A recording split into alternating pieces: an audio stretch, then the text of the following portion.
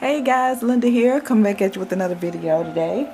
How's everyone doing today? Happy Sunday. Hope everyone's having a great Sunday. Just coming to you today. I don't have any readers update. I'm still reading on Passion Fury. Yeah, like I mentioned before, I'm still in a reader slump, so I'm still reading on Passion Fury. I don't think I made it. I think I made it to about page 47. I'm trying to read like 2 books at once. 2 or 3 books. I also mentioned that I was also reading Meet the Earl at Midnight. I haven't got any further on that. I'm still on page 31. And I also I got a email from the library that a book I had forgot all about this. It's Griffin, Stone Cold Heart. I had put that on hold at the library. Well, I went on their website and I put this book on there, and it's been on hold for a while. I had totally forgot about it, and then the other day I got an email saying that this book was in. I was like, what book was that? But this is one of the books I had put on there for March Murder Madness last month, and I finally got it, so I'll start reading this, and I made it to page 50 on this. I think I mentioned I'm a big fan of Laura Griffin, so this is going pretty good. This is moving pretty fast, so hopefully I can read a couple of pages out of each of these books and I can go ahead and finish them up. Yeah, I need to get out of my reader slump because I haven't been reading anything, but I did make it to page 50 on this right here, and this is Laura Griffin, Stone Cold Heart. How do you all like my I made me a bookmark. I was getting stuff from I was getting like a World, is it Wildlife Federation? They would send me stuff in the mail.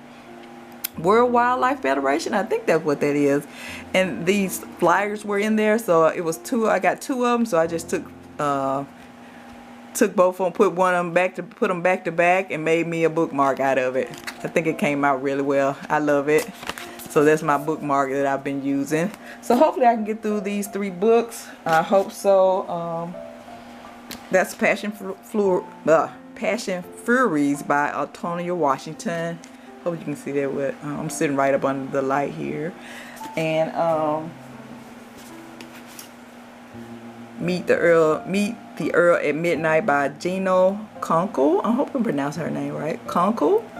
And Laura Griffin's Stone Cold Heart. So hopefully I can get through. I'm gonna try. I'm gonna have to force myself to go ahead and read these books and get them out of the way.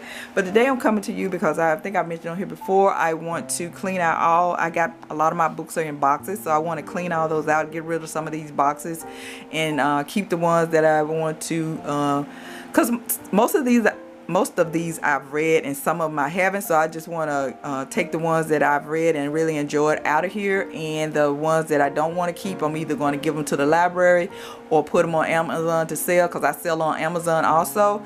And so I'm going to be looking at Goodreads, and if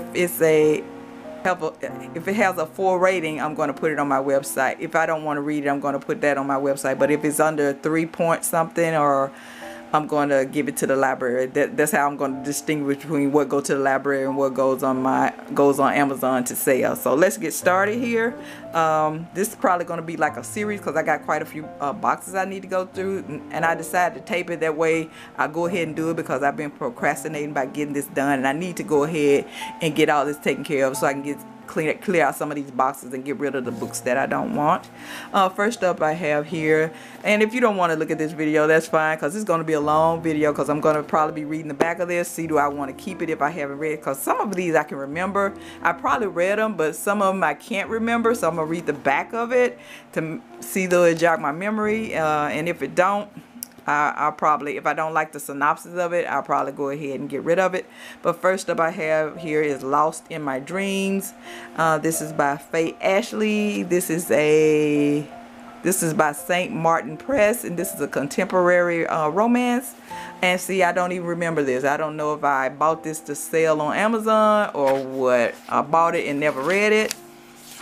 And this was published in 1996.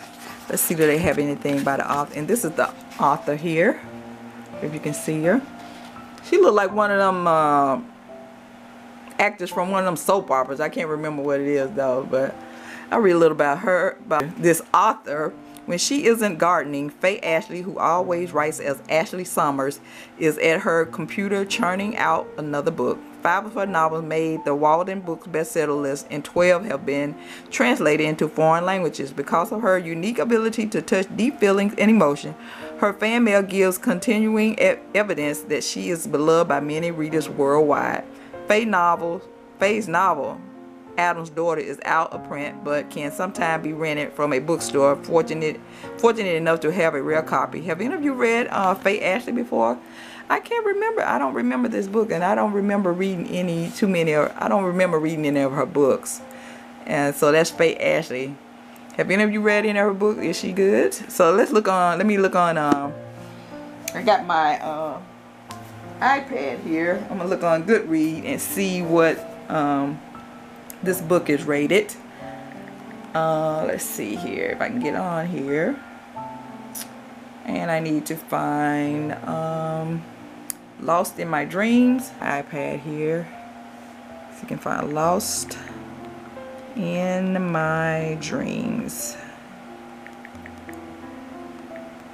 There it is right there. Let's see what the rating is on this.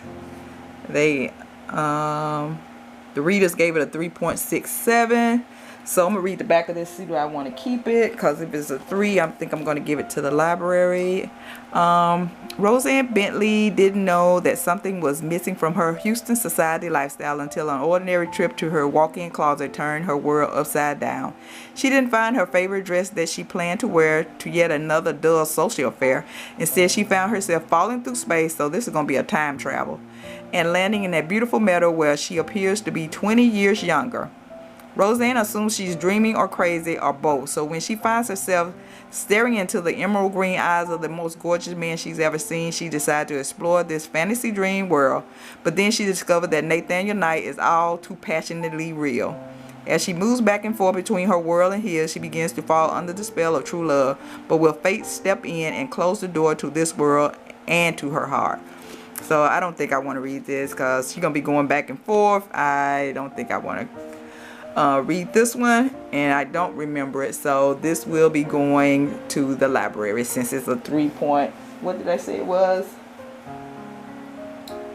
It's a 3.67 on Goodreads. This will be going to the library here.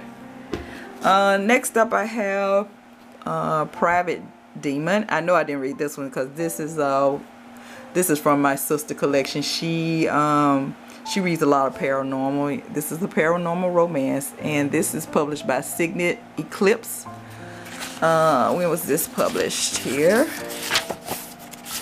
My camera will probably go out because, yeah, this is going to take a while. I'll be going through these books.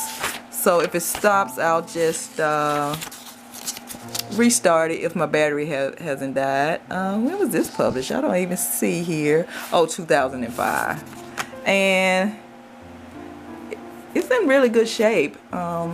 It just got a little crease here if you can see it, but it looked like it's brand new. I'll read a little bit of this. Let's see, is the author in the back of this one? No, they don't have a picture of the author in here. I'll read a little bit of this, but I know I'm not going to keep this. I like paranormal, but I'm not really a big paranormal fan. Oh, and this must be a series, a novel of the Darken series. I'll read a little bit of this. Gina Shaw is an antiquities expert, but she moonlights as a police forensic consultant to escape an extensive trap. To escape an existent trap between her domineering mother and the mysterious illness that's plagued Gemma for years. Pronounced that word right. I'm like, what is it? What that mean? Okay. I got it. Tyranny Duran was tormented body and soul by his people's greatest enemy and by his wife's betrayal. His only hope for healing lies in Gemma's heart. Night after night, Tyranny slips into Gemma's dream, fulfilling her deepest, darkest desire. In the arms of her private demon lover, Gemma finds that her fantasy is becoming more important to her than anything in reality. Nope, I don't want to read this one. Let's see what the readers on Goodreads gave this one. I'm not going to keep it. Yeah, there it is. This is book 2 in the the Darkened series. This is book number 2, and they gave it a 3.94. I'm going to give this one to the library also. And this Private Demon by Lynn Vale. I hope I'm pronouncing that last name right. So this will be going to the library. We have up next, we have Linda Howard, After the Night.